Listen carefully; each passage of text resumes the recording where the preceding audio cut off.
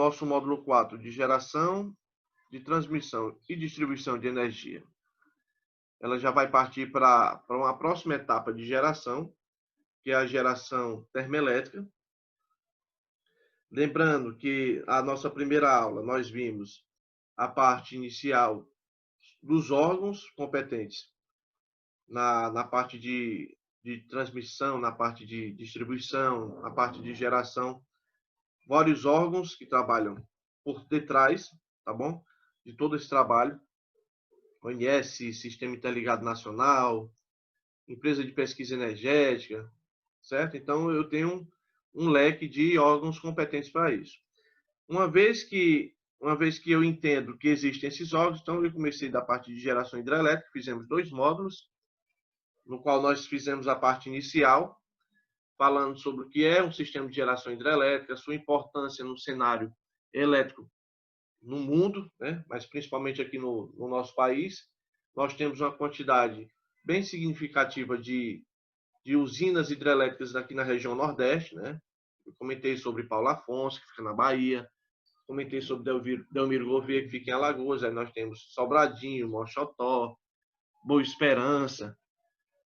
E essa quantidade de usinas hidrelétricas que alimentam o nosso Nordeste. E depois nós fizemos um cálculo, falando sobre as turbinas, bom?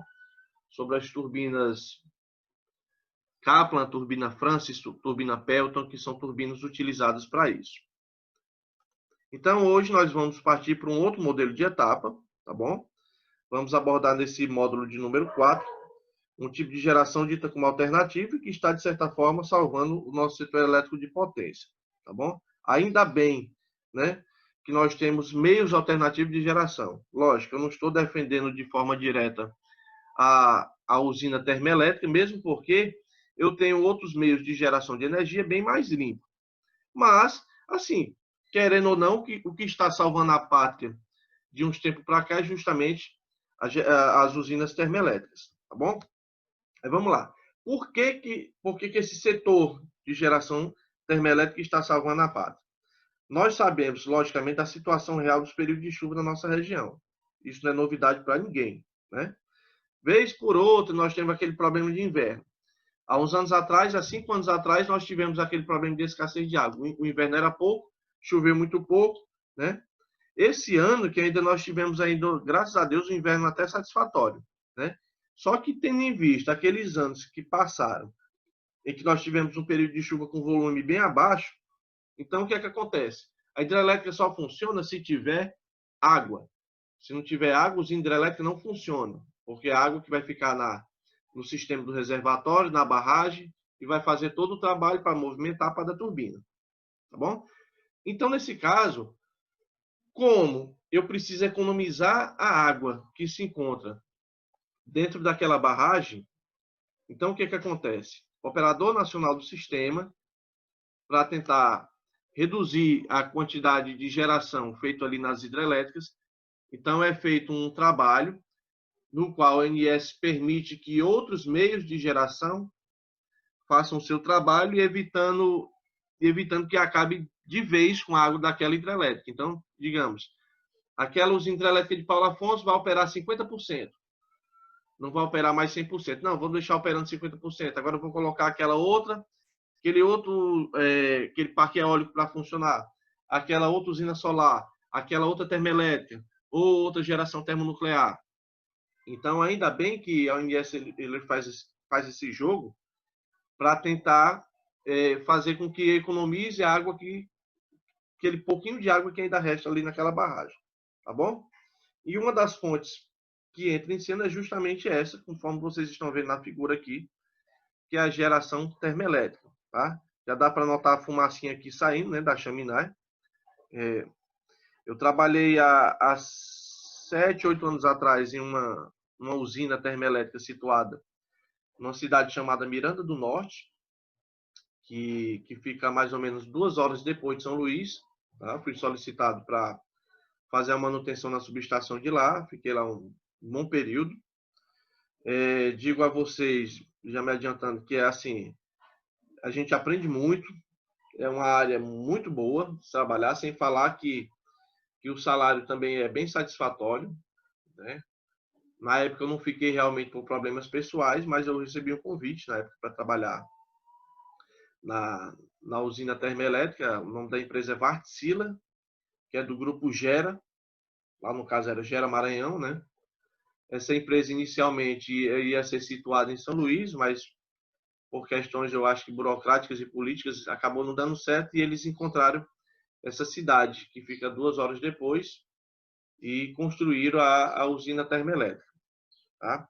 Construíram rápido, por volta de 2 anos, 2 anos e meio, né? O tempo de construção ele é muito menor, ele pode ser construído até dentro da área urbana sem nenhum problema. Tá bom? Sou. Oi, diga lá, amigo.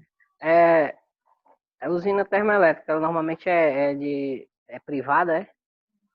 Geralmente é Do privado? privado. Isso.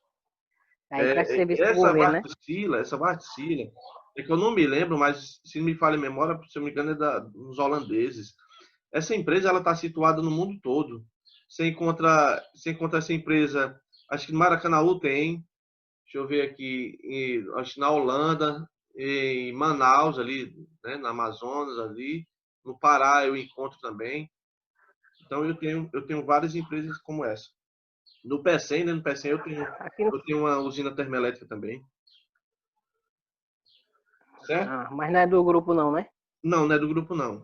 Já eu não sei de quem é a usina lá, não sei se é PX, é BX, mais ou menos assim, Tá bom. tá bom? Então vamos lá. Apesar da geração hidrelétrica ainda ser considerada como a matriz energética do nosso país, né? A, a geração termoelétrica ela tem suprido durante os últimos anos, tendo em vista que a nossa região sofre por escassez de água. Isso eu já falei para vocês.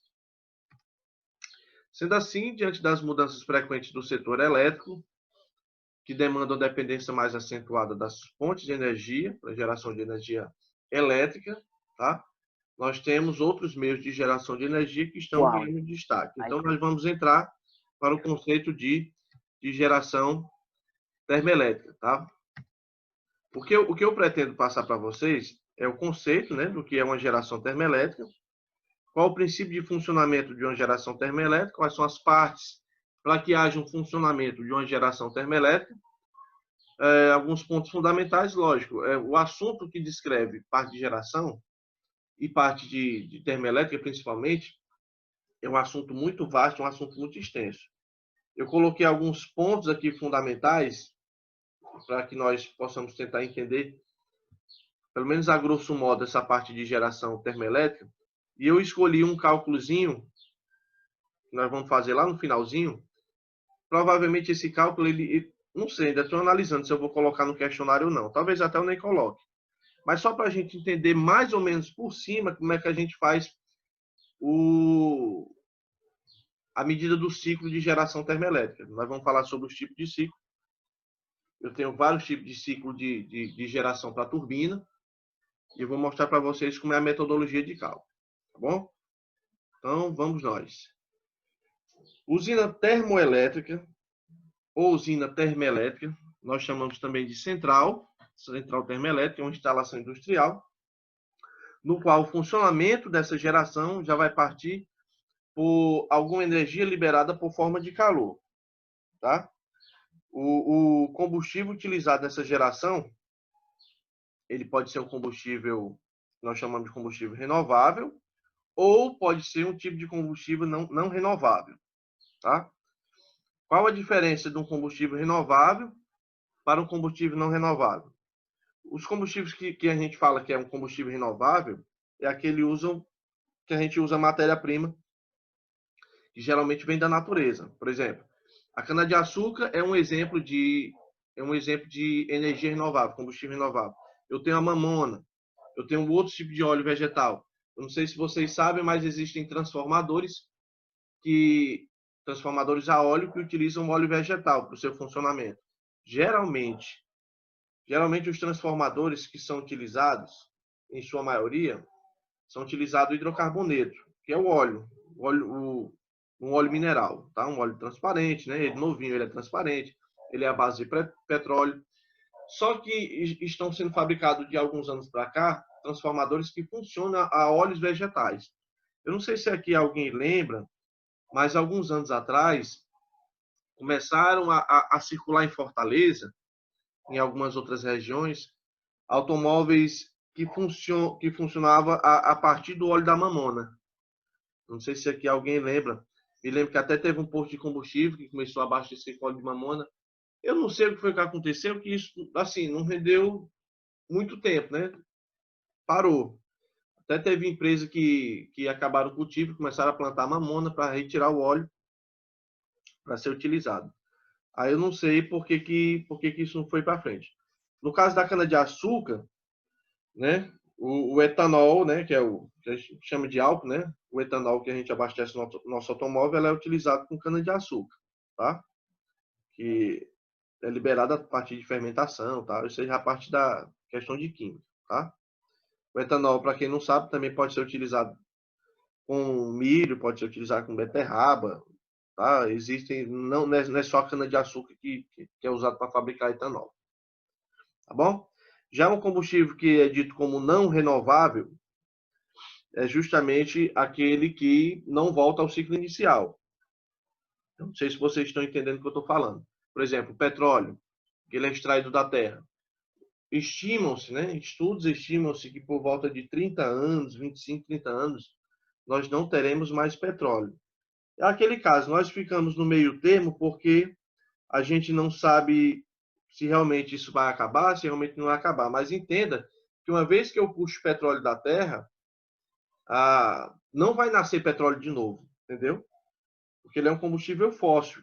O combustível fóssil é um combustível que é obtido a partir de fontes que são formadas durante milhões de anos. Então, não tem como ser reposta com o tempo. Uma vez que você tira petróleo e reutiliza com a queima, com os demais produtos, já foi, não tem mais como voltar, tá? Então, as usinas termoelétricas, em sua maioria, utilizam esse combustível que é um hidrocarboneto fóssil. O fóssil é um tipo nós chamamos de produto que não se regenera, diferente do vento, né? O vento sempre é constante, sempre acaba o vento, aparece outro vento. O sol nasce todo dia. Então, o petróleo já é diferente. Você puxa, você está retirando, você está emitindo, em sua maioria, através de dióxido de carbono, né? Que leva à poluição. Então, tem uma série de desvantagens em relação a outro tipo de combustível que nós damos como combustível renovável. Conforme eu falei para vocês, são combustíveis que utilizam como matéria-prima elementos renováveis. Então, tem o cana-de-açúcar, que é o óleo de mamona, né? Tem outros tipos de óleos vegetais, que é utilizado para esse fim. O combustível não renovável, que nós chamamos de combustíveis fósseis, tá? É um tipo de combustível que não é possível repor o que se gasta. Aqui é um exemplo, né? A imagem que vocês estão vendo à direita é de carvão mineral, né? Não é carvão vegetal. Carvão vegetal é lenha queimada para fazer churrasco, para utilizar em churrasqueira. Isso aqui é carvão mineral, é pedra, tá bom? Retirada de minérios. E uma vez que pode ser necessário milhões de anos para poder contar novamente com ele. Então há uma diferença muito relativa entre isso. Então, por exemplo, a gasolina, o óleo diesel, o querosene, o gás natural, tá? E aquele caso, infelizmente, o carvão ele é a segunda fonte de energia mais utilizada no mundo, para quem não sabe. Então, depois do petróleo eu tenho esse carinha aqui, tá? Então, eu tenho mais de 20% da energia consumida no mundo. Talvez até já tenha passado esse valor. Bom? Assim como a energia hidrelétrica, em que um gerador impulsionado pela água gira, transformando a energia potencial em energia elétrica. A energia hidrelétrica funciona dessa maneira, né? O que vai fazer com que a turbina se movimente e a turbina se encontra acoplada a um gerador é a força da água. Então, eu tenho um conjunto de águas que vai movimentar passando por uma tubulação forçada, que nós chamamos de conduto forçado. A força dessa água, que é uma força muito grande, uma pressão muito grande, vai movimentar a pá dessa turbina, que vai depender, lógico, da altura, da montante, da jusante, vai depender o diâmetro dessa tubulação, vai movimentar a pá dessa turbina, que pode ser Kaplan, pode ser Pelton, pode ser Francis, pode ser Bourbon, pode ser hélice, vai depender do tamanho do porte da hidrelétrica, eu vou ter uma turbina girando e fazendo esse trabalho. No caso da usina termoelétrica, o que vai fazer essa turbina, lógico, a turbina já é diferenciada, já não é turbina voltada para a geração hidrelétrica. Eu vou ter já um outro tipo de turbina. Eliel, levantou a mão, Eliel? Foi, professor, mas foi sem querer, viu? Beleza. Certo? Então, o que vai fazer com que essa turbina ela adquira essa movimentação vai ser justamente um vapor em alta pressão, tá bom? Então, esse vapor pressurizado vai fazer a movimentação das pás da turbina, tá bom? Nós temos, logicamente, diversos tipos de turbinas, né? Eu vou explicar para vocês aqui alguns tipos de turbinas voltadas para a geração termoelétrica. O funcionamento básico, pessoal, é esse aqui. Então, vou falar da maneira mais simples. Eu tenho uma espécie de caldeira gigante, tá? Essa caldeira gigante vai conter água e eu vou precisar de um sistema de aquecimento, ou seja, eu vou aquecer, vai ter fogo, tá bom? Chegando nesse panelão, digamos assim. Esse aquecimento, logicamente, vai fazer com que a água comece a adquirir processo de fervura. Vai ferver a água. Se vai ferver a água, logicamente, vai subir vapor. Como eu vou ter uma tubulação assim, com a seção bem menor do que essa parte aqui desse caldeirão, então vai passar pressurizado por esse caminho. Eu vou ter uma turbina que aguardando esse vapor que passa pressurizado. A turbina começa a movimentar numa velocidade muito grande. A turbina ela vai também estar acoplada a um gerador, no qual vai gerar eletricidade. Só que eu vou ter uma tubulação, que é uma parte de escape aqui, que uma vez que passa esse vapor pressurizado pela turbina, que faz com que o gerador comece a girar, né, e fazer sua parte de geração, levando para a subestação, eu vou ter uma tubulação voltada para um componente chamado condensador. E o que o condensador faz? O condensador ele vai sair do estado gasoso, que no caso vai ser esse vapor, e vai transformar em líquido novamente.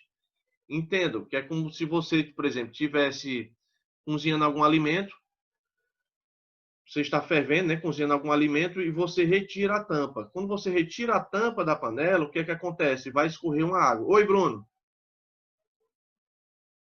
Isso aí é uma caldeira, né, professor? É o princípio de uma caldeira. Exatamente. Exatamente. Só acoplado a um gerador, só no meio do processo aí, né? Não entendi, fala de novo, falhou. Só acoplado a uma turbina, né? Para a pressão da caldeira movimentar a turbina, né? Exatamente. E outra, a diferença de seção entre essa tubulação e essa outra aqui vai ter que ser obviamente diferente. E essa espessura aqui, espessura não, esse diâmetro tem que ser menor, porque com o diâmetro menor a pressão vai aumentar. Então vai passar com mais força esse vapor e vai fazer com que haja um movimento dessa turbina. Quando você vai levantar uma tampa de uma panela, você vê logo que escorre uma água. Então essa água escorreu por quê? Porque condensou. A tampa, enquanto essa tampa ela estiver na panela e o vapor subindo na tampa, não tem parte líquida nenhuma. Só que depois que você tirou, houve uma redução de pressão. E nessa redução de pressão, essa parte desse vapor transformou em líquido. E o que acontece? Vamos entender que se você está fervendo uma água nessa caldeira, digamos que eu tenha 1000 litros, né? Eu tenho 1000 litros funcionando nessa caldeira. Lógico, com aquecimento, que vai transformar em vapor, esse vapor vai transformar em líquido e vai retornar para a caldeira.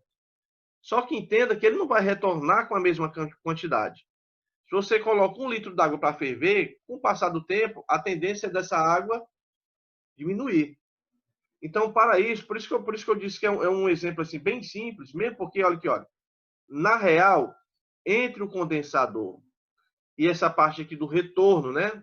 Do retorno para o caldeirão, eu tenho um sistema de bombas que vai justamente pegar essa água, esse líquido, com a temperatura menor, lógico, né? Vai voltar para o caldeirão juntamente com a bomba de água. Então, eu vou precisar de uma bomba de água para repor mais água no sistema. Então, são dois tipos, digamos, de combustíveis que recebem alimentação. É a queima do combustível, né? Eu vou ter óleo diesel, ou eu vou ter borra de petróleo, ou eu vou ter gás natural, ou eu vou ter carvão mineral, independente do tipo de combustível. Então, eu vou ter combustível sendo injetado no sistema, e quanto mais combustível eu vou ter injetado no sistema, mais vai aquecer a água, e eu vou ter um sistema de bomba para jogar água para dentro do circuito de novo. Perguntou, Bruno, alguma coisa? Não, tipo assim, apesar da quantidade de água ser menor para geração de energia do que a termoelétrica, ainda não escapa o uso de água, né? De jeito nenhum, ainda tem que usar água, né? Exatamente. Só que, lógico, né, se a gente for levar em comparação a quantidade de água que é gasto numa hidrelétrica, é infinitamente menor. Né? Eu vou utilizar água para repor no sistema. Aí pronto. Aí essa água eu vou retirar da onde? Né? Dependendo da termoelétrica, ou você vai retirar essa água de um rio, sei lá, de um lago, ou da própria concessionária de companhia de água e esgoto. Se fosse aqui, por exemplo, no Ceará, seria a CAGES. Né? Então eu preciso de água para realimentar o sistema. Só que, lógico, não é muita água. Né? Se você levar em comparação com a usina hidrelétrica, é uma quantidade muito menor. Eu vou precisar dessa bomba para fazer justamente a inclusão da água no sistema para poder repor. Porque senão, se eu for, digamos, eu vou encher esse caldeirão de água e ele vai funcionar, vai aquecer. A tendência, logicamente, é o vapor passar, mesmo que ele retorne água novamente para o sistema, mas a quantidade vai ser reduzida. Se eu vou reduzir essa quantidade de água, então de nada adiantaria. Então eu vou precisar de um sistema de bomba justamente para jogar água no sistema. Oi, Thiago. Thiago perguntou, Thiago? Tranquilo, pessoal? Então pronto. Então o processo básico, mais simples é esse, tá?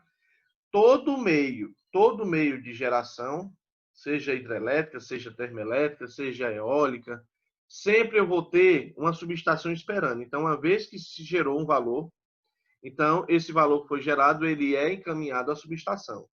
A subestação que eu trabalhei lá são 4 transformadores. Eu não me lembro exatamente da potência dele, mas são 4 transformadores gigantes.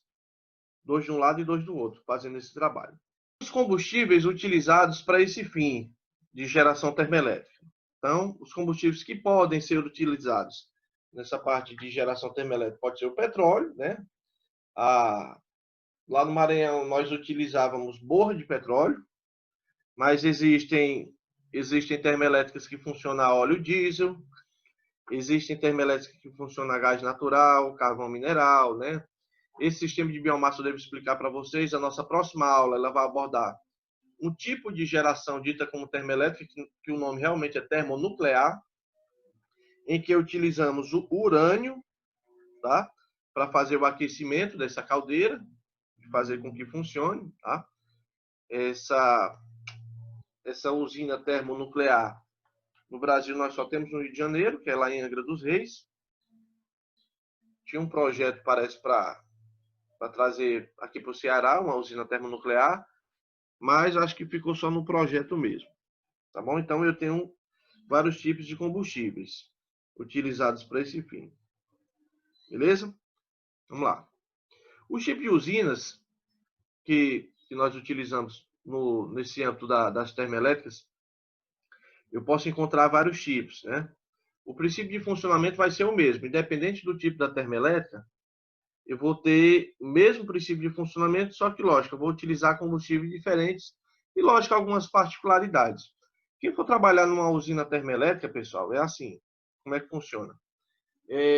Vão ter galpões, nesses galpões vão estar justamente as turbinas e os geradores, né?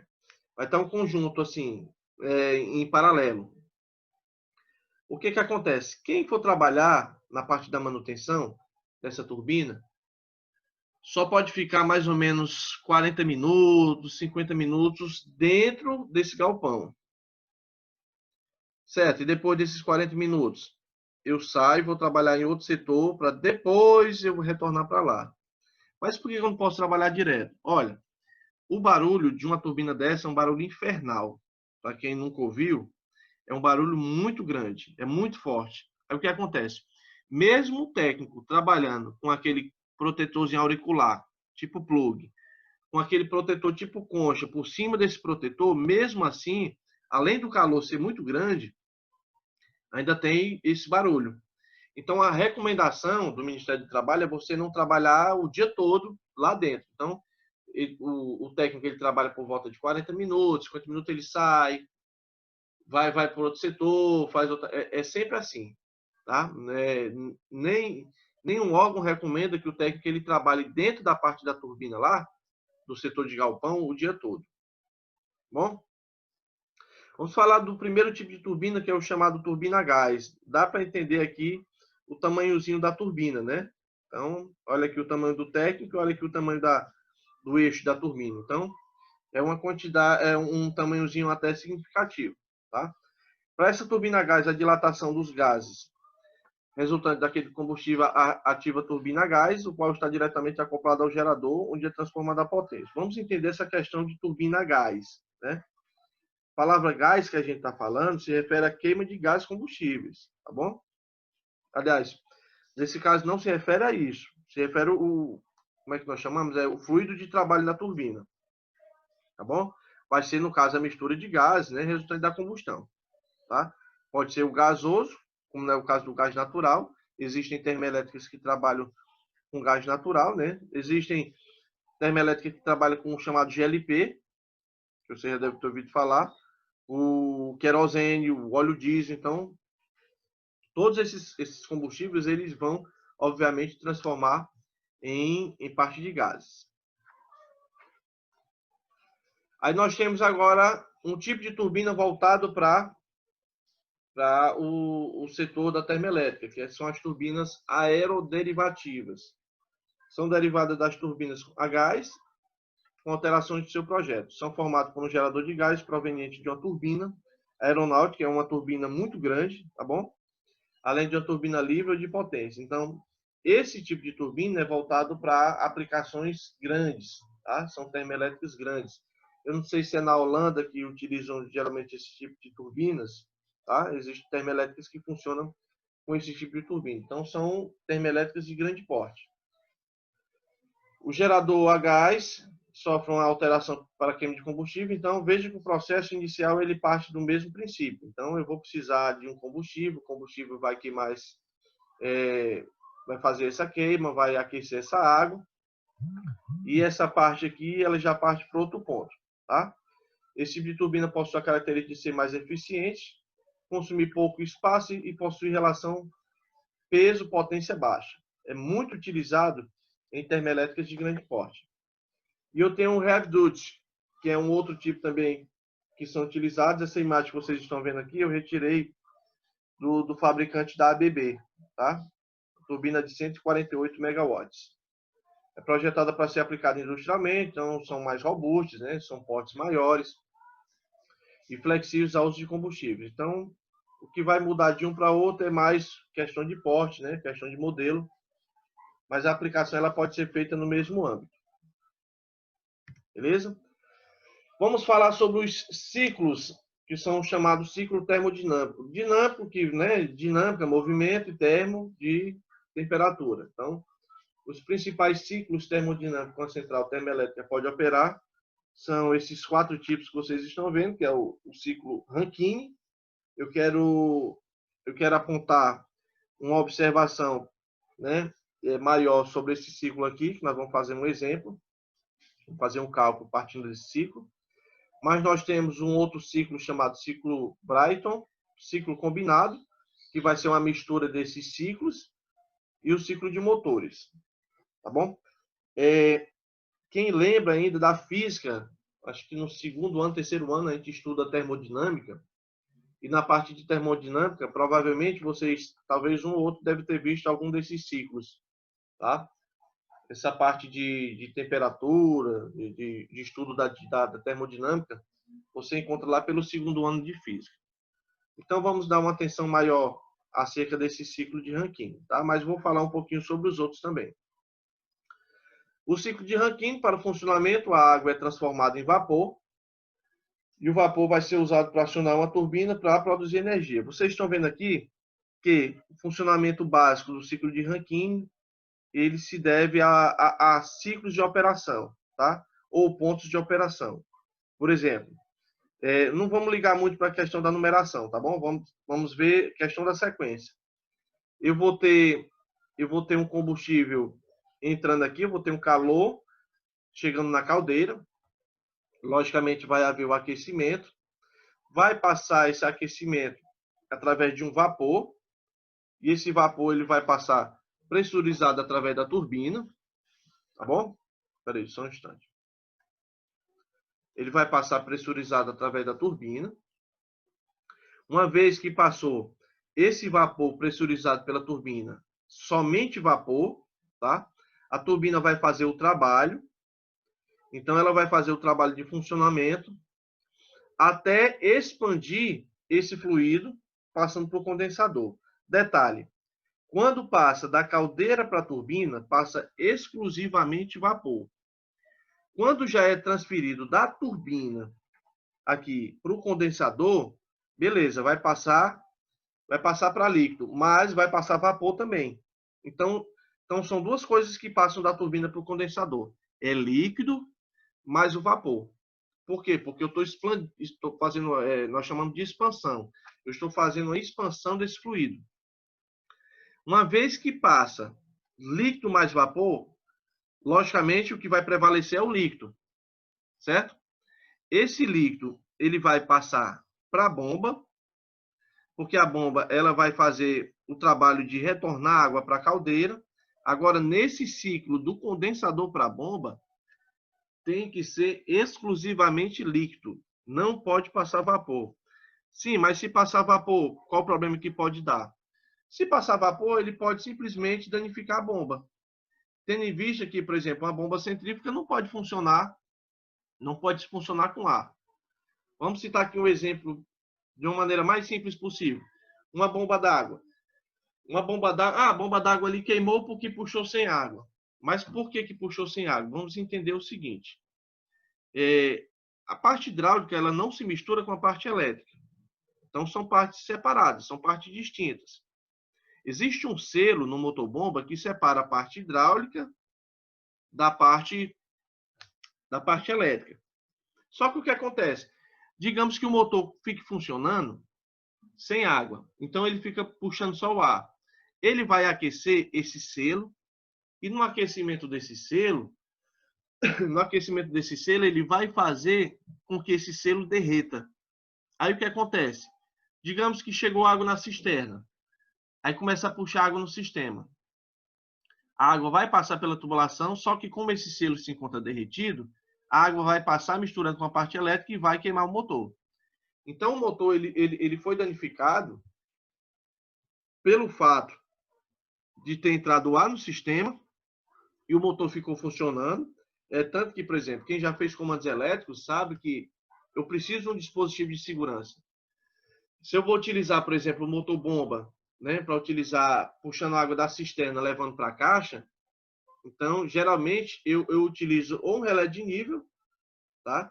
Ou eu utilizo um outro tipo de chave-boia para que, quando a água da cisterna acabar, ele impede que o motor funcione, com medida de segurança. Então, ou com relé de nível a gente pode fazer isso, ou a gente pode fazer também com a boia, que é a maneira mais simples. Então, geralmente a gente utiliza boia lá na caixa d'água, né? E a gente utiliza a boia para a cisterna também. Com o modo de comutação inversa uma da outra. A caixa d'água, quando baixa o nível, né, da água, ela vai fechar o contato, o motor funciona. Na cisterna é diferente. Enquanto tiver água, o contato está fechado. Acabou a água na cisterna, o contato, a chave boia vai fazer com que o contato seja aberto e evitando que o motor funcione sem água. Então, como medida de segurança, também eu não posso permitir que nesse sistema aqui ele passe líquido junto com vapor. Então, o processo é esse. Da caldeira para a turbina, vapor. Da turbina para o condensador, líquido mais vapor. Do condensador para a bomba, líquido. e da bomba para a caldeira retorna líquido novamente, tá? Para fazer com que ele comece o trabalho de novo e veja aqui, olha, aqui eu tenho uma outra entrada da bomba, porque eu vou unir essa água que está vindo do condensador com outro sistema de bomba para poder realimentar a caldeira de novo, para que ela consiga continuar o trabalho dela tranquilo, sem nenhum problema, tá bom? O ciclo é completado em um condensador, conforme eu tinha dito, onde o vapor de exaustão é resfriado e essa água resultante ela vai ser devolvida a um trocador de calor. Então, eu tenho uma pressão em um lado e no outro lado eu vou ter a chamada depressão. Ou seja, a pressão vai ser reduzida, vai ser incluída junto com a água, logicamente fria, para começar todo o processo de novo. Isso é um tipo, né? Para esse tipo de ciclo de Rankine, eu posso encontrar dois tipos, né? Eu posso encontrar o ciclo de Rankine, que nós chamamos de ciclo com reaquecimento, ou o ciclo Rankine regenerativo. Ninguém vai entrar em questão aqui, em detalhe, sobre esses dois tipos, tá? O que vale vocês entender é o princípio de funcionamento básico desse ciclo. Se eu for utilizar um outro ciclo de Rankine, eu vou ter que utilizar geralmente dois geradores em série, tá? Duas turbinas são colocadas em série. Essa figura que vocês estão vendo, não vou assim esticar muito a baladeira, mas só para a gente mais ou menos entender como é que funciona esse regime aqui. Eu tenho aqui alguns pontos, olha, mas eu só vou salientar os pontos principais, para a gente entender como é que funciona esse critério de funcionamento do ciclo Rankine em uma termoelétrica. Essa parte aqui do ponto 5, conforme vocês estão vendo, até o ponto 6, essa figura que está fora dessa montanhazinha aqui, nós chamamos de líquido subresfriado. Essa parte de líquido subresfriado quer dizer que essa temperatura aqui, olha, ela está menor do que essa temperatura que se encontra dentro dessa montanhazinha que nós chamamos de temperatura de saturação ou vapor saturado. Então, quer dizer, aqui é onde está iniciando o processo ainda, né, de funcionamento, ainda vai começar o aquecimento, ainda vou começar a colocar o combustível na caldeira para fazer com que ele aqueça, né, e faça o seu trabalho. Uma vez que essa caldeira começou a aquecer, então eu entro já nessa parte aqui de líquido mais vapor, que é justamente aquela imagem anterior que eu mostrei para vocês, em que o aquecimento já tem passado pela turbina, a turbina ela já vai de encontro ao condensador. Então, vai começar justamente a troca de calor. O que implica dizer que nessa parte aqui é o ponto de saturação do fluido. Quer dizer, é o ponto realmente crítico que chegou a uma temperatura muito alta, que no caso é a água que nós estamos trabalhando, tá? Depois que eu passo desse ponto aqui, já indo para esse ponto 2, esse ponto 1, não vamos ligar muito para a questão de número, tá? Porque, por exemplo, você pode encontrar atividade de exercício que tenha temperaturas com números diferentes aqui. É só para a gente ter mais ou menos uma ideia dos pontos, tá bom? Então, essa parte aqui, que nós damos com temperatura 1, temperatura 3, que nós podemos chamar também de linha de pressão, tá? Linha de pressão constante. Então, eu vou chamar esse ponto aqui de valor supersaturado ou vapor supersaturado, que é justamente o vapor supersaturado mais a temperatura de saturação. Esse ponto aqui, olha, que nós chamamos de diagrama termodinâmico, é temperatura, tá? Temperatura e entropia do fluido. Temperatura e entropia do fluido.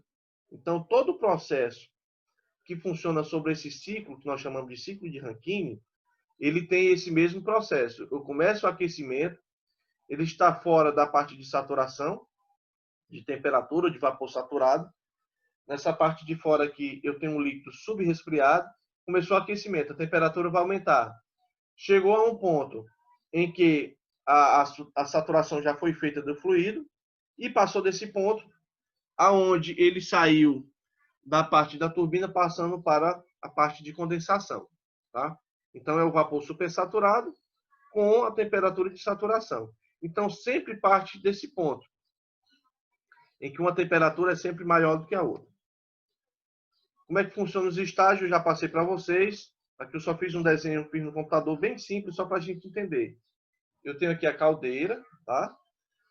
não vamos atentar para a questão de modelos de caldeira, mas eu tenho uma caldeira, eu vou precisar de injetar combustível nessa caldeira, e à medida que eu for injetando combustível na caldeira, vai realizando o aquecimento.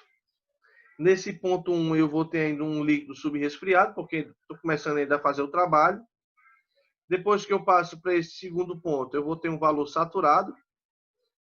Do valor saturado, ele passa por o superaquecido, que ele vai passar para o sistema de bomba, e o líquido saturado ele retorna para o sistema de caldeira para realizar o seu processo novamente. Então, nós chamamos isso de estados. Quais são os estados de ciclo? Vai ser exatamente esse, tá? Então, eu vou ter saída da caldeira.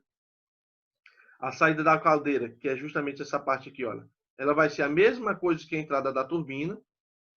A saída da turbina vai ser a mesma coisa que a entrada para o condensador. A saída do condensador vai ser igual à entrada da bomba e a saída da bomba vai ser a mesma coisa que a entrada da caldeira. Então, para esse tipo, sempre vai fazer esse ciclo, tá? Funcionamento: saída de caldeira, entrada de turbina. Saída de turbina, entrada do condensador. Saída do condensador, entrada de bomba, e saída de bomba voltando para a caldeira novamente.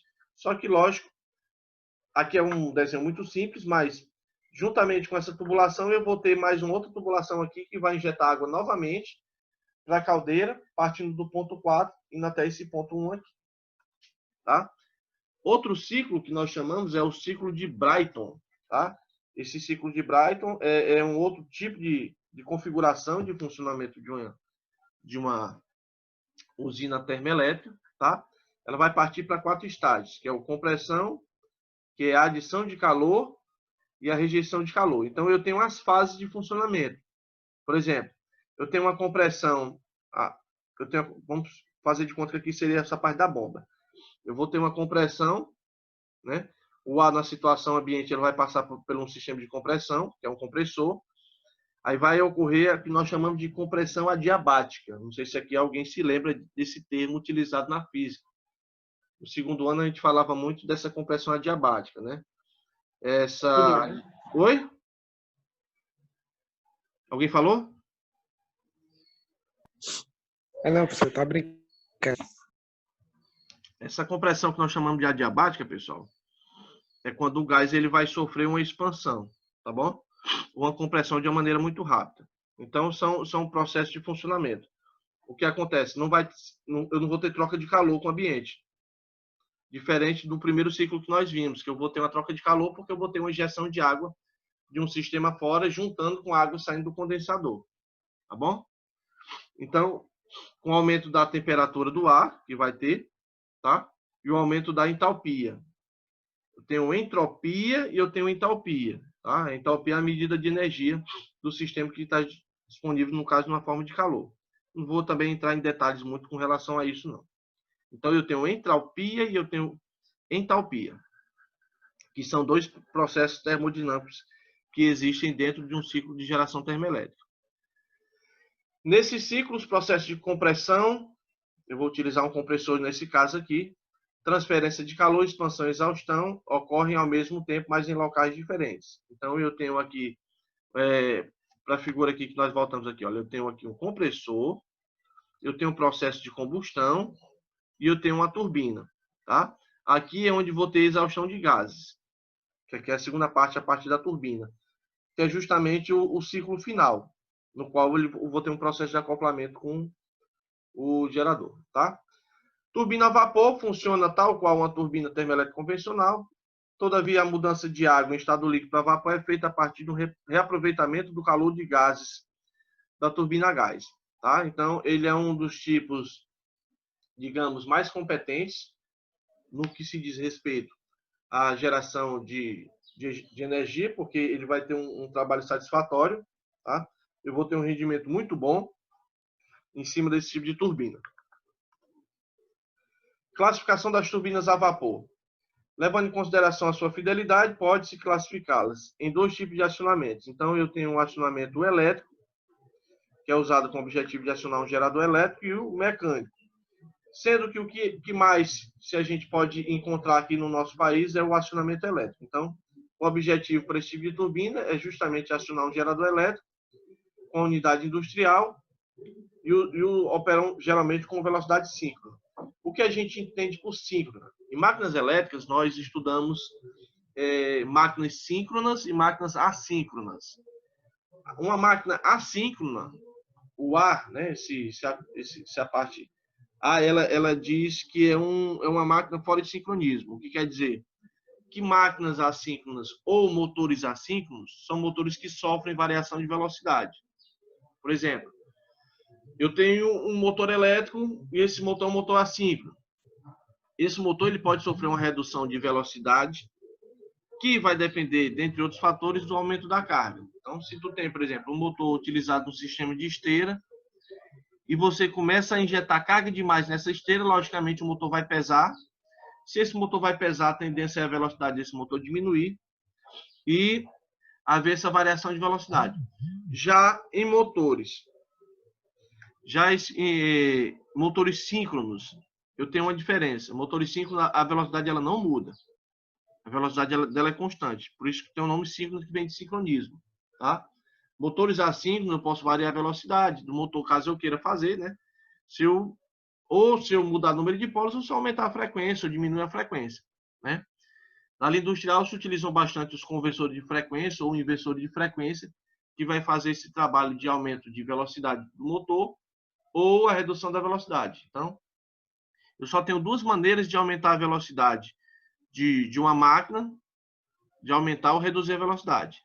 Ou você mexendo na frequência, ou você mexendo no número de polos, que é a configuração das bobinas.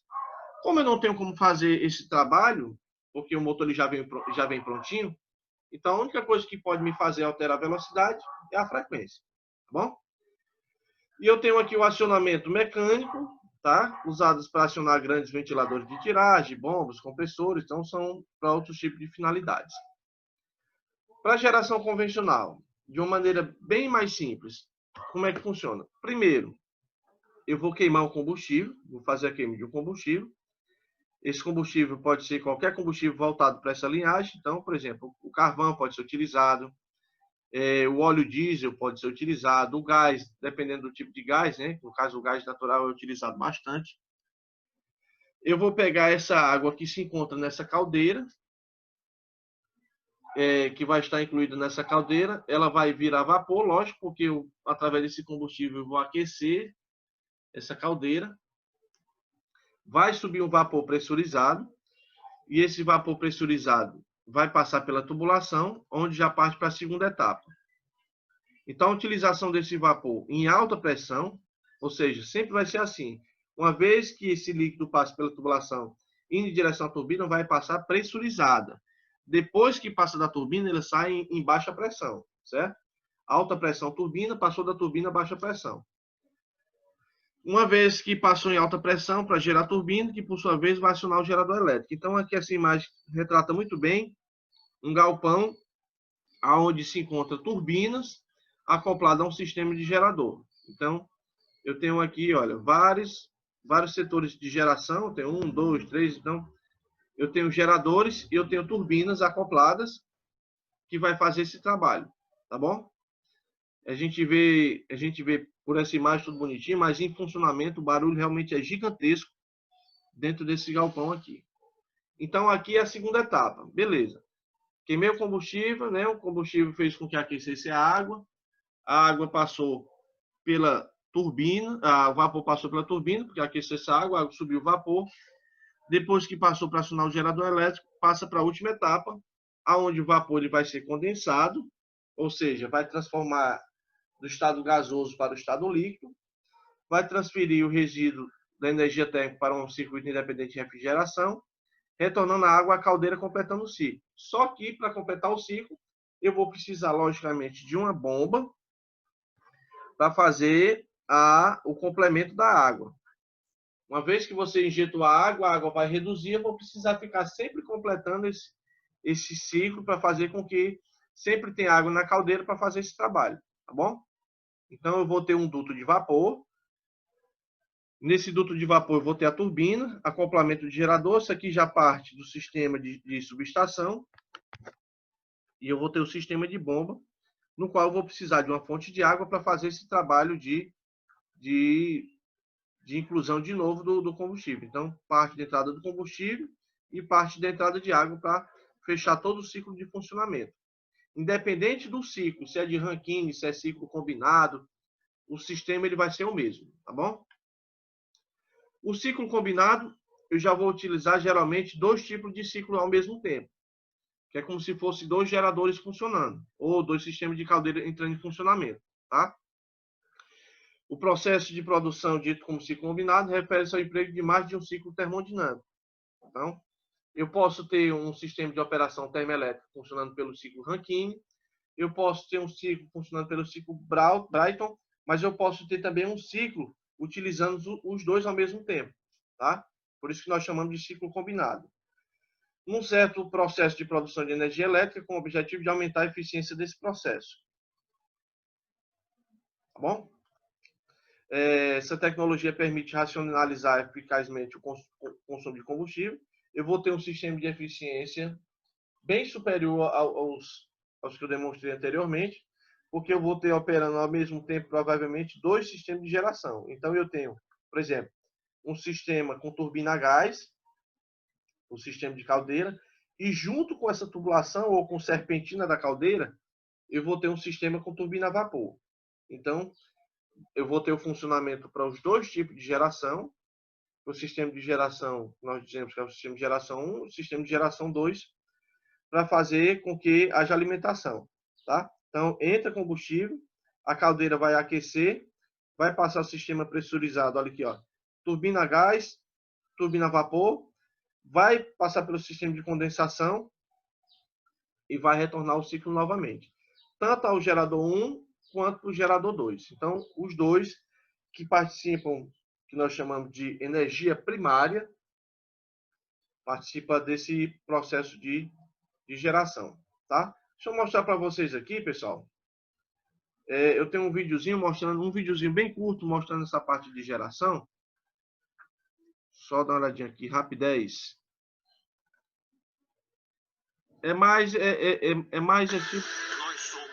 Mais tipo de propaganda, mas eu vou mostrar para vocês do MPX. Eu não sei se alguém aqui recorda, mas a MPX é uma das grandes empresas voltadas para a geração termoelétrica. Vou mostrar aqui para vocês.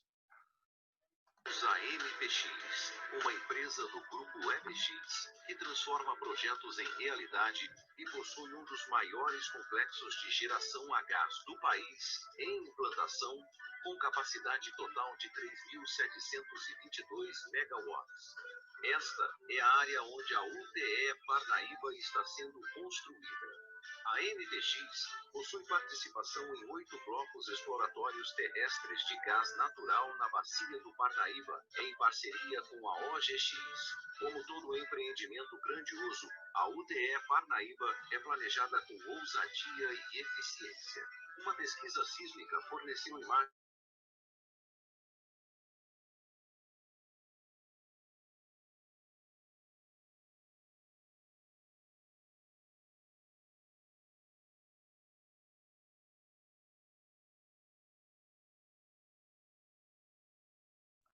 O professor tá sem áudio agora, ó.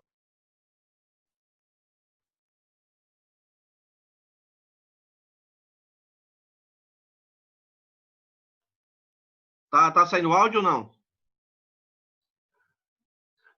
Não, só a sua voz. Saindo áudio não.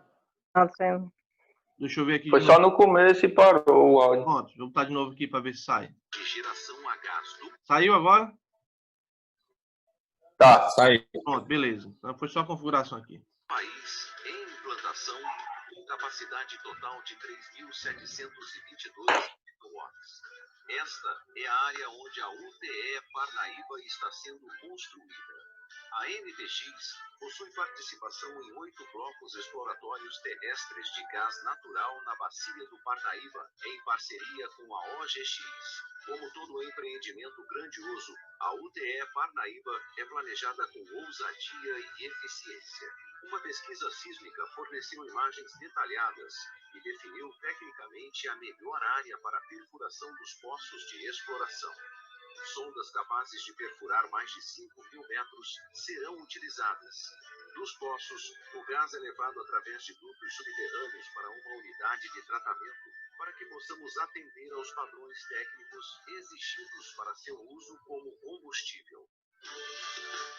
Na unidade de tratamento, ele é bombeado para a UTE Parnaíba, onde será queimado nas turbinas de gás. A tecnologia de ciclo aberto será utilizada na geração de energia, passando a tecnologia de ciclo combinado depois para aumentar a sua eficiência. Nos dois casos, o ar ambiente é filtrado para evitar a entrada de partículas indesejadas no compressor da turbina a gás. Uma vez dentro da turbina, o ar é comprimido e direcionado para as câmaras de combustão, que são projetadas para obter alta eficiência na queima do gás, com baixa emissão de óxidos de nitrogênio. O resultado da combustão é um composto gasoso com alta temperatura e pressão e grande quantidade de energia, que é transformada em energia mecânica através das palhetas da turbina. Essas palhetas fazem girar um eixo, que por sua vez gira o eixo do gerador. A energia elétrica gerada neste processo segue para uma subestação e depois é encaminhada às linhas de transmissão.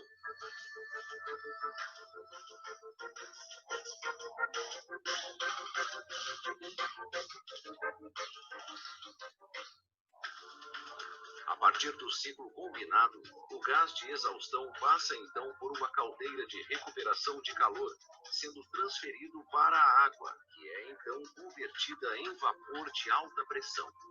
Esse vapor é usado para impulsionar uma turbina que transforma a energia térmica do vapor em energia mecânica. Da mesma forma que na turbina a gás, o eixo do gerador, ao girar, transforma essa energia mecânica em energia elétrica novamente. Já o vapor que sai da turbina a vapor é condensado pela água da torre de resfriamento e reaproveitado na caldeira. A água de reposição é captada no rio Mearim e enviada para a bacia da torre. Essa água circula no sistema até 4 vezes antes de ser devolvida ao rio em perfeito estado. Dessa forma, o ciclo combinado garante a alta eficiência do funcionamento da termoelétrica e menor impacto ambiental. A UTE Parnaíba será um dos maiores complexos de geração a gás do país. Integração de recursos naturais à tecnologia estado da arte, sempre respeitando o meio ambiente e as pessoas. Esta é a nossa marca, a nossa essência. MPX, uma empresa do grupo WebX. Pronto, é mais tipo propaganda, né? Mas é só para a gente entender mais ou menos como é que funciona esse processo de funcionamento. Pessoal, até então alguma dúvida?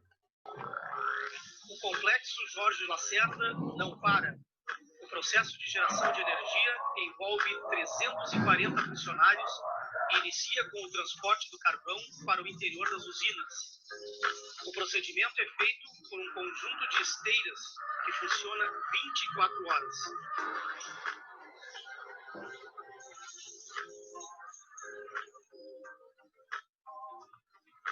Cada usina consome em média 200 toneladas de minério por dia. O carvão viaja por um emaranhado de correias transportadoras até se transformar em fonte de energia, colocando o grupo Tractebel, responsável pelas 3 usinas, na posição de maior gerador privado do país, respondendo por 8% de toda a energia produzida no Brasil. E é por esse túnel com mais de meio quilômetro de extensão que o carvão ingressa da parte externa para o interior da usina, onde vai ser transformado em calor e gerar energia. Após chegar à usina, o carvão é depositado uniformemente nos silos armazenadores, controlado por um equipamento que regula a distribuição antes dele partir para o processo de combustão. A energia termoelétrica no Brasil é considerada complementar, já que a principal fonte abastecedora do Sistema Nacional continua sendo as hidrelétricas. Mesmo assim, toda a energia que será produzida nas termoelétricas do país até o ano de 2010 já está comprada pelo operador nacional. A quantidade de carvão que fica armazenada no silo de uma usina, como a Jorge Lacerda 2, é suficiente para assegurar a produção térmica por até 8 horas. Ainda em estado bruto, o carvão precisa ser moído e secado antes de ser queimado. Para isso, o complexo conta com um conjunto de moinhos e secadores. Depois de moído e seco, ele é então direcionado até a região dos queimadores, onde ele então ingressa, ele é misturado com ar e ingressa na fornalha. Processado no sistema vácuo, o carvão ingressa finalmente nas caldeiras, onde a temperatura dos queimadores chega a 1.500 graus. O minério é queimado, gerando calor que vai aquecer a água, transformando-a em vapor, que movimenta o conjunto de turbinas, gerando energia. A produção é transferida para uma moderna subestação, construída no pátio de Jorge Lacerda. Em seguida, a energia ingressa no sistema de distribuição nacional, controlado pela Eletrosul.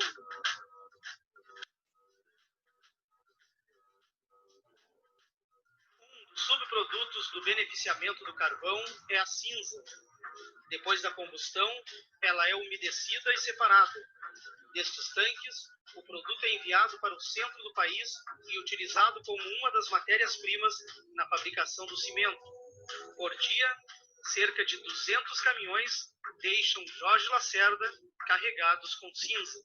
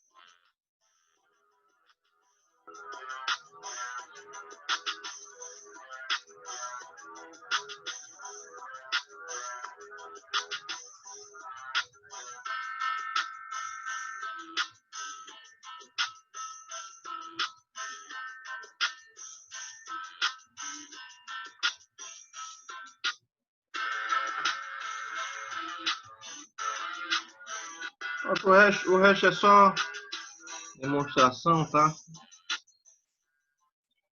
Pronto, mas o processo básico é esse mesmo, tá? Continuando a nossa parte, nós paramos em ciclo combinado. Paramos na parte de ciclo combinado aqui. Vou terminar de fazer a explicação sobre esse tipo de ciclo para a gente apontar para o exercício. Pronto. Diante dos ciclos termodinâmicos vistos, nós vamos fazer um exemplo em cima do, conforme eu falei, do rendimento do ciclo do tipo Rankine. Então, lembrando, eu tenho vários tipos de ciclo de funcionamento, tá? Que são ciclos de operação ou ciclos termodinâmicos. Eu tenho o Rankine, que foi o primeiro que eu apresentei para vocês. Eu tenho o Brayton. Eu tenho o ciclo combinado, que é a junção dos dois tipos, né, do Rankine e o Brayton. Eu tenho o ciclo de motores, tá? Esse ciclo de Rankine, que nós podemos chamar também de ciclo de turbinas a vapor, assim como os outros tipos de ciclos, então ele requer uma sequência de cálculos. O rendimento voltado para uma turbina voltada para esse modelo de geração, pessoal, não é um rendimento muito alto, digamos assim, de 80%, 90%. Tá? O rendimento que eu devo encontrar para esse tipo, então, são rendimentos na casa de 30%, de 40%. Logicamente, eu vou ter perdas. Se eu vou ter um aquecimento, eu vou ter no meio do processo, com certeza, uma quantidade de perdas. Tá? Mesmo assim, eu vou passar para vocês aqui como é mais ou menos que a gente realiza o procedimento para a gente encontrar o rendimento de um ciclo termodinâmico. Tá? Então, eis uma questão aí, um exemplo de aplicação. Calcule o rendimento de um ciclo de Rankine, conhecendo-se a pressão da caldeira. Tá? Então, a pressão da caldeira, que é justamente essa pressão aqui, ó, pressão 1. de 50 bar. Nós temos a pressão dada em bar, né? Para quem não sabe, e em Pascal. São dois tipos de trabalho envolvendo pressão. E a do condensador de 0,5 bar. Lógico que a pressão que vai da caldeira em direção à turbina é muito maior do que o vapor do condensador. Logicamente, por quê? Porque ele já veio com um sistema de pressão muito menor, tendo em vista que ele vai em direção à bomba para fazer o trabalho. Tá? Esse ciclo é praticamente esse ciclo aqui, olha, que eu mostrei inicialmente. Tá? Então, eu tenho essa parte aqui, que é o ponto de saturação, que é do ponto 1, partindo da caldeira para a turbina. Aí eu tenho esse outro ponto aqui de fora, que é o ponto supersaturado, que aqui ele vai vir líquido mais vapor. Aqui ele só vem vapor, líquido mais vapor. Aí ele passa somente o líquido e retorna o líquido para a caldeira novamente com o sistema de bombas. Tá? Pessoal, vou só desativar o áudio, viu? Tem áudio ligado aqui. Pronto. Vou deixar para ligar o áudio só quando algum dos amigos aí fizer alguma pergunta, que é para não dar nenhuma interferência. Sabe-se que o vapor entra saturado na turbina e que a água que sai do condensador está saturada. Então, é o processo de funcionamento para esse tipo de ciclo, que nós chamamos de ciclo de Rankine. Pronto. Então, ó, é uma questão pequena, né? Só que, para que eu consiga resolver essa questão, eu vou precisar de algumas informações, né? Dentre elas, uma tabela que a gente encontra disponível no mercado, tá? Que é uma tabela que se refere à entalpia do sistema de turbina, ao sistema de vazão. Então, existe uma tabela já pronta que, de acordo com a pressão, você consegue encontrar já os valores lá pronto. Para que eu consiga determinar o rendimento desse ciclo, então nós vamos utilizar essa equaçãozinha aqui simples, olha. Essa letra grega, né, que é a eta, vai ser igual a 1 menos o calor do condensador, esse QCD é o calor do condensador, dividido pelo calor da caldeira. Então, é o calor do condensador e o calor da caldeira. Lógico, sempre vai ter uma perda, porque ele vai gerar um aquecimento, né? A quantidade de água que vai retornar aqui já vai estar em um estado de depressão, aqui num circuito de pressão. Sendo assim, eu não vou ter, logicamente, nunca vou ter um rendimento de 100%. Então, aqui é a forma que a gente utiliza para calcular o rendimento para esse ciclo. Então, é 1 menos o calor do condensador dividido pelo calor da caldeira. Essa é a primeira equação, né? Esse é o rendimento do ciclo de Rankine. O calor do condensador, ele é dado em kJ por quilograma. E o calor da caldeira é dado por kJ por quilograma também. Então, nós estamos trabalhando com calor, com temperatura. Então, joule equivale a temperatura, tá bom? Seria joule por grama, mas no caso, como a gente vai trabalhar em quilo, então eu já deixei em kJ por quilograma. Essa fórmula, olha, eu utilizo geralmente duas fórmulas aqui, olha, para a gente determinar esses valores individuais. Por exemplo, o calor do condensador vai ser a massa do escoamento, tá? Essa massa vai ser definida como sendo a água ou o fluido que vai passar, vezes a entalpia do ponto 2, menos a entalpia do ponto 3, e o calor da caldeira vai ser a massa de escoamento, vezes a diferença, né, da entalpia 1 menos a entalpia 4. Esses valores são os valores que eu vou conseguir de maneira individual. Caso eu mandasse para vocês uma questão dessa, eu tenho por obrigação de mandar para vocês as tabelas, que é justamente com as tabelas que vocês irão se orientar para conseguir fazer esse cálculo, tá? Nesse primeiro momento, como eu não tenho assim pretensão de passar esse exercício para vocês, mas eu tenho que pelo menos demonstrar como é feito esse procedimento, tá?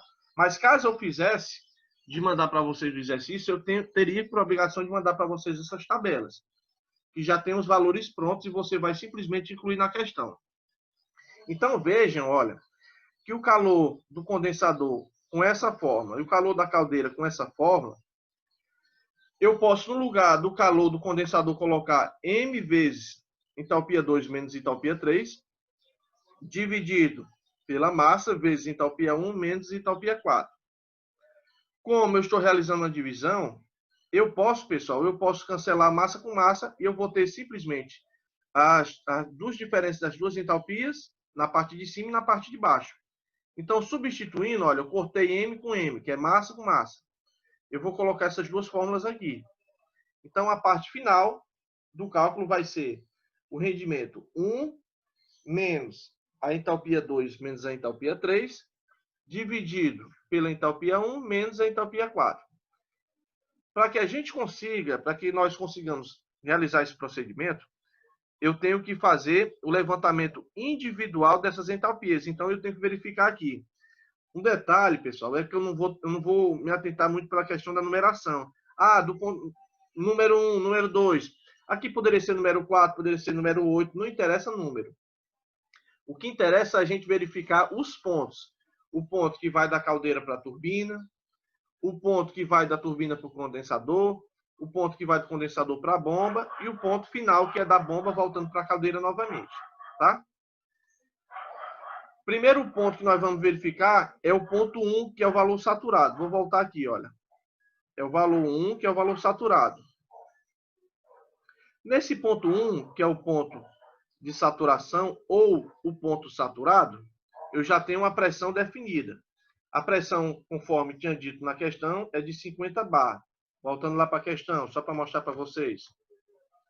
A pressão 1, que é a pressão da caldeira, que é a parte saturada, é de 50 bar. Eu vou fazer só a transformação aqui, olha, de passar para Pascal. Então, 50 bar é igual a 5 megapascal. Depois, se vocês quiserem pesquisar na internet, como é que a gente faz a conversão, tá? De bar para Pascal. Eu não vou passar aqui agora, mesmo porque, assim, não condiz a gente falar agora, mas qualquer coisa eu posso mandar para vocês uma tabelazinha no qual a gente consegue fazer essa conversão. Sendo assim, a questão ela pode te entregar tanto a grandeza em bar, como pode entregar a grandeza em pascal, que são duas unidades de pressão. Sendo assim, olha, 50 bar vai ser igual a 5 megapascal. Aí eu vou verificar a entalpia 1. Se eu estou verificando a pressão 1, eu vou verificar a entalpia 1. A entalpia 1, eu peguei um pedaço dessa tabela, tá? Essa tabela já tem pronta. Aí eu verifico o volume específico, eu verifico a energia interna, eu verifico a entalpia e eu verifico a entropia. Como eu vou verificar a entalpia 1, aí eu vou procurar aqui, ó, entalpia dada em kJ por quilograma. Vapor saturado. Então, o vapor saturado de evaporação e o líquido saturado. Como eu quero o vapor saturado, ele já vai ter o valorzinho aqui de 2.794,3 kJ por quilograma. Então, esse valor eu coloquei aqui. Em sequência, eu tenho esse S1, olha, que tem 5,9734, que é justamente o valor saturado, ou vapor saturado. Então, o vapor saturado desse sistema é de 5,9734 kg, que no caso é kJ, dividido por quilograma vezes Kelvin. Kelvin também é outro tipo de temperatura, né? Nós trabalhamos com 3 tipos de temperatura. Nós trabalhamos com graus Celsius, nós trabalhamos com Fahrenheit, nós trabalhamos com Kelvin, tá? Também ninguém vai atentar para isso. A minha ideia é simplesmente apontar para vocês, por cima, como é que a gente faz esse procedimento de análise de ciclo. Então, verifiquei o ponto 1, 5 megapascal. Eu verifiquei a entalpia 1, de 2.794,3 kJ por quilograma. E eu verifiquei a parte de entropia, que é o vapor saturado, de 5,9734. Eu estou analisando ponto por ponto, tá? Esse, no caso, seria o ponto 1. Já o ponto 2, que é o ponto que nós chamamos de ponto de mistura, eu vou trabalhar com líquido, que no caso é o fluido, mais o vapor. Porque eu estou indo em direção já ao condensador. Esse ponto 2, ele é de 0,5 bar, que convertendo fica 50 quilopascal. Vou voltar de novo para a questão para a gente ver, olha. E do condensador de 0,5 bar. Logicamente é bem menor do que a pressão que vai direto para a turbina, né? Então, o ponto 2 vai ser de 50 kPa. Como a entropia do 2 é igual à primeira, nós fizemos aqui a primeira, olha. 5,9734, que é a entropia, é o vapor saturado. Ele vai ser o mesmo do 1. Porque, lógico, eu falei para vocês que ao final da turbina, ao começo do condensador é a mesma coisa, do condensador para a bomba é a mesma coisa, da bomba para a caldeira. Como ele é a mesma coisa, então vai ser também 5,9734, que nós pegamos lá na tabela. Para que eu consiga calcular esse valor, eu já vou ter aqui entropia, vai ser a entropia do líquido, mais o X, que vai ser uma variação que eu vou precisar, e a variante dessa entropia. Aí vamos passar esse X aqui para esse lado, né? Se eu quero colocar ele em evidência. Então, ao invés de somar, agora eu vou realizar a subtração desse ponto com esse e vou colocar a variação da entropia para a parte de baixo. Veja que a maioria desses valores, pessoal, eu tenho já pronto na tabela. Nesse caso, olha, 5,9734 é o valor de S. Você já conseguiu. Essa entropia do líquido é de 1,0910. E onde é que eu consigo esse líquido saturado? Eu vou procurar na tabela. Essa tabela já não é mais aquela mesma que eu mostrei, porque, olha, aqui eu estou trabalhando com 50 kPa, que é a parte de mistura. Na tabela tem vários valores de pressão. E eu peguei isso aqui, olha. Veja que para essa tabela o valor que eu tenho aqui agora é de 50. Aquele outro que eu fiz, olha, é de 5, olha, 5 MPa. Esse aqui é de 50 kPa. E o valor de 1,0910 é o líquido saturado da entalpia. Tá? Aparentemente parece assim, tipo um bicho de 7 cabeças, mas se você seguir a sequência e você tiver a tabela em mãos, você consegue fazer. Tá? Essa parte aqui, que é a variação de S ou variação de entropia, esse valor também você encontra. Se você procurar, opa, achei. 6,5029 é a parte de evaporação da entropia.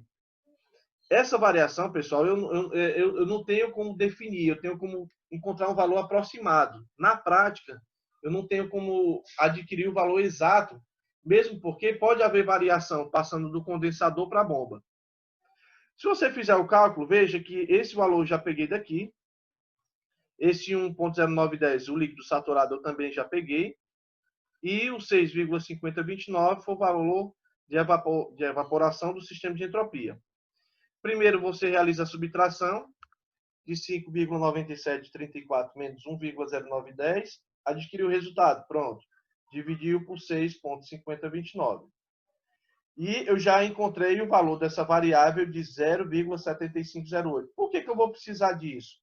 Porque eu vou precisar desse título para poder encontrar o segundo valor, que é justamente o H2. Tá bom? Então, estou fazendo de parte por parte. Encontrei o valor desse título, que é de X, né? Acabei de encontrar juntando as variações de entropia e a variação do vapor saturado da entalpia. Fiz todo o procedimento e encontrei esse valor de 0,7508. Pronto. Esse valor eu vou precisar jogar para levar para outra forma. Tá? Só que como falta 1 minuto, para a conexão cair, a gente vai entrar de novo no link, tá bom? De acesso, e a gente finaliza essa parte de explicação de como a gente realiza o procedimento de cálculo para o dimensionamento do ciclo termodinâmico de Rankine. Vamos lá. Então, eu parti para a parte de mistura, né? A primeira parte que eu iniciei, eu vou só voltar para mostrar para vocês bem rapidinho. Eu estou analisando ponto por ponto. Então, o primeiro ponto que eu verifiquei foi o valor saturado. O segundo valor já foi para a parte de mistura. Fiz todo o procedimento, precisei da tabela, e eu preciso da tabela para fazer esse cálculo. Partindo para a continuação e finalização do ponto de mistura, para encontrar justamente esse H2. Olha, esses valores eu vou precisar na parte final para calcular o rendimento. Então, inicialmente, olha, eu encontrei o valor de H1, porque já estava pronto, certo? Aí vou precisar fazer o cálculo do H2, que é a entalpia 2. Com esse valor, eu finalizo esse ponto 2. Então, a entalpia 2 vai ser a entalpia do líquido. Só um instante, pessoal. Vai ser a entalpia do líquido, mais esse título que eu tinha encontrado, vezes a variação da entalpia. Então, vamos pegar os valores. 340,49. Onde é que eu vou encontrar essa entalpia do líquido? Aí eu venho para a tabela referente à pressão de 50 kPa, que está aqui, olha, no líquido saturado, da entalpia, líquido saturado de 340,49, mais 0,7508. Professor, o senhor tirou da onde esse 0,7508? Veja que é o X que eu encontrei da parte anterior. Então, essa variação, esse título, eu precisei calcular para encontrar justamente aqui. Vezes esse 2.305,4. Eu encontro isso aqui aonde? É justamente, olha, a variação de evaporação da entalpia. Então, eu estou em cima dessa parte aqui, olha, de 2.305,4, ou ponto 4. Então, eu tenho esse cálculo. Aí você vai fazer o seguinte. Para garantia, você faz 340,49, 340,49, mais, como aqui é um produto, para não ficar misturado com soma, você vai abrir o parêntese e vai colocar o 0,7508 vezes 2.305,4. Aí você vai adquirir um valor de 2.071,4 kJ por quilo. Então, eu já encontrei dois valores de entalpia, para depois eu jogar no cálculo do rendimento. Então, para fazer isso, eu estou analisando ponto por ponto. Beleza, analisado a primeira parte, que foi o primeiro ponto, o segundo ponto, partindo para o terceiro ponto, que é justamente a parte que vai em direção à bomba, certo? Que é o líquido já saturado. O que vem para a bomba é líquido, né?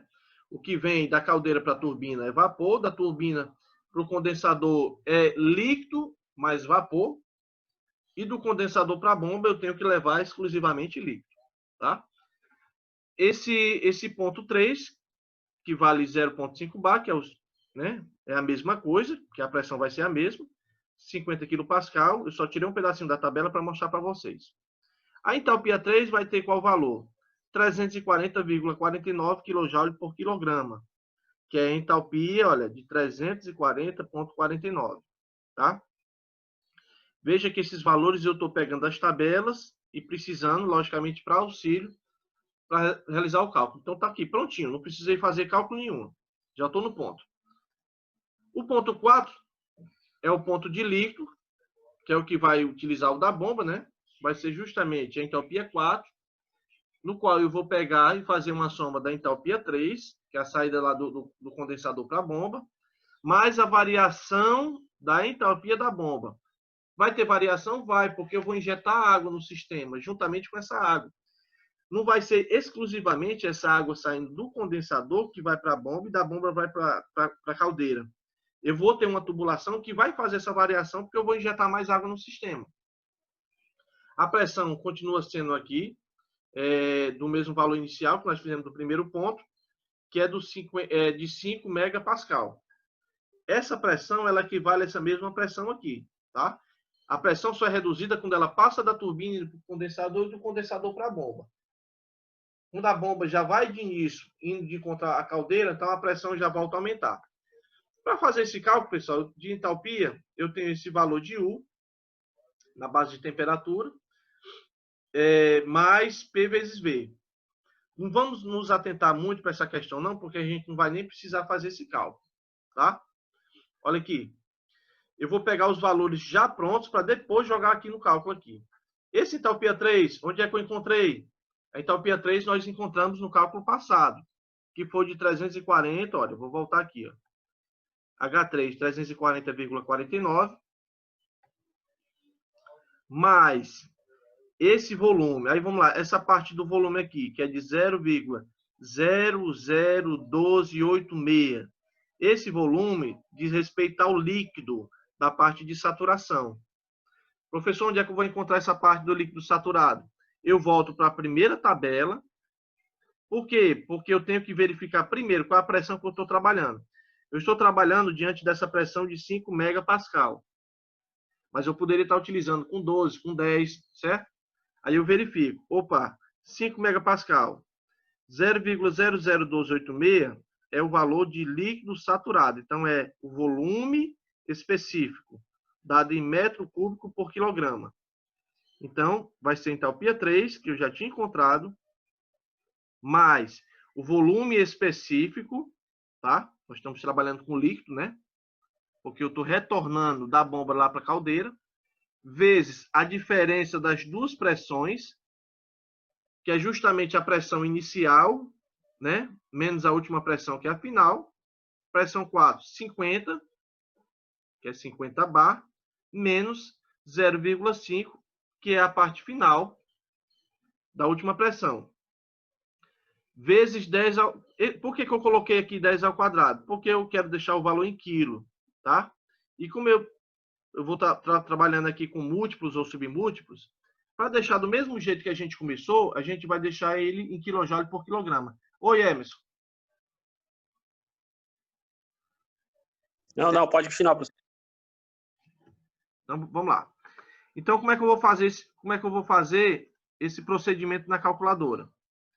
Você vai colocar 340,49 mais, aí você vai abrir o parêntese, tá? Você vai abrir o parêntese aqui, aí vai colocar 0,001286 vezes, aí você vai abrir o parêntese de novo, ó, veja que eu tenho operações, ó, de soma, subtração e multiplicação. Então, primeiro, você faz tranquilamente 340,49 mais, né? Aí você abre o parênteses depois dessa soma, 0,001286 vezes, aí você abre o parênteses de novo, fica 50 menos 0,5, logicamente você vai fechar o parênteses, fecha o parênteses de novo, vezes 10 ao quadrado.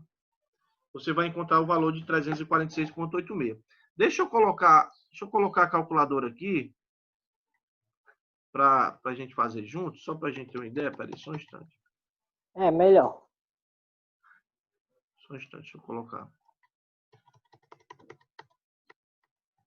Calculadora apareceu? Ainda não. Não. Não, peraí. Ainda não. É. Agora apareceu, né? Nossa, calculadora.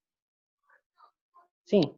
Pronto. Então vamos lá. Como é que seria esse procedimento? Pessoal, não é difícil.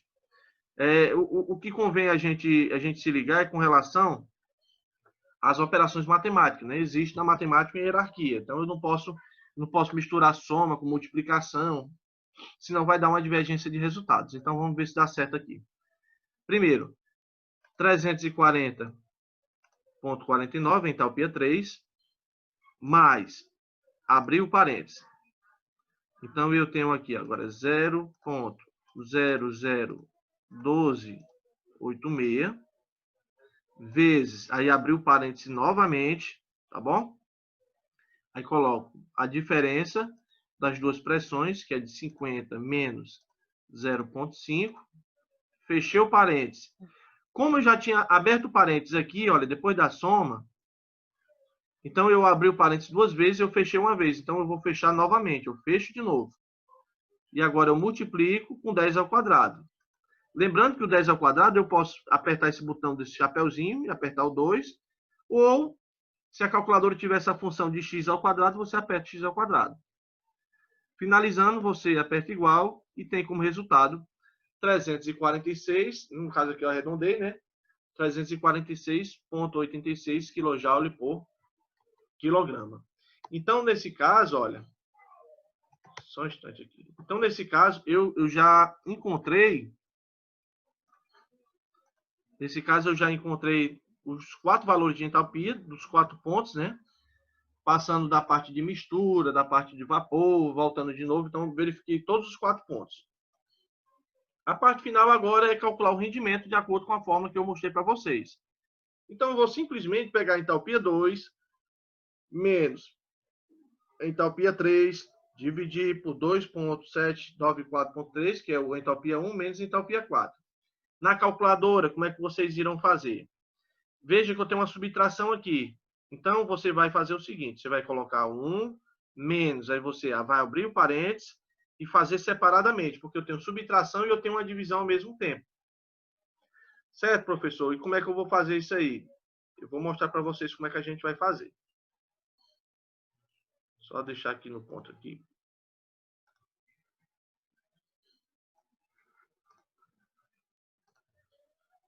Apareceu a calculadora? Deixa eu ver se eu ajeito aqui. Apareceu. Só a calculadora. Pronto, eu queria colocar 2 telas. Pronto, coloquei. Na calculadora eu vou fazer o seguinte. 1 menos. Eu fiz a diferença, a subtração. Agora eu vou abrir o parênteses, olha. Abrir o parênteses. 2071.4, que é justamente entalpia 2, menos 340.49, aí eu fecho o parênteses. Dividido, aí eu abro o parênteses novamente, porque eu vou realizar essa diferença aqui da parte do denominador. 2.794.3 menos 346. Deixa eu ver aqui se deu certo. 2.794.3 menos 346.86. Fechei o parênteses. E aperto igual. Certo? Então, sempre a gente deixa separado. Se a gente colocar direto, então ele vai dar com certeza divergência de resultados. Digamos que eu colocasse isso na prova, no questionário, que eu creio que eu não vou fazer isso, mas caso eu pedisse, eu ia pedir um rendimento em porcentagem. Você ia fazer o levantamento das entalpias, para no final passar para a porcentagem como? Multiplicando por 100. Ou pegando a vírgula saindo entre o 0 e o 2, 2 casas para a sua direita. Então, nesse caso, o rendimento desse ciclo de Rankine é de 29,27. Você pode se perguntar, mas o valor está tão pequeno, e eu vou dizer para vocês, o valor pode ser ainda mais baixo do que esse. Porque eu estou trabalhando com troca de calor, então é temperaturas altas. E quando eu estou trabalhando com temperatura alta, eu tenho com certeza uma quantidade significativa de perdas. Tá bom? Beleza? Show. Pronto, só ajeitar aqui, só um instante aqui.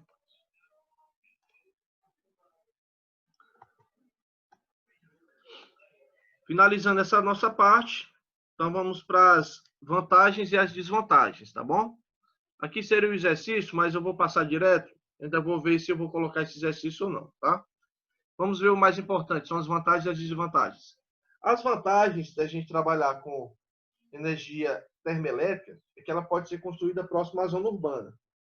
Uma hidrelétrica, você não encontra uma hidrelétrica dentro de uma cidade. Então, uma hidrelétrica, como eu vou precisar de uma queda d'água, eu vou utilizar uma região geralmente afastada.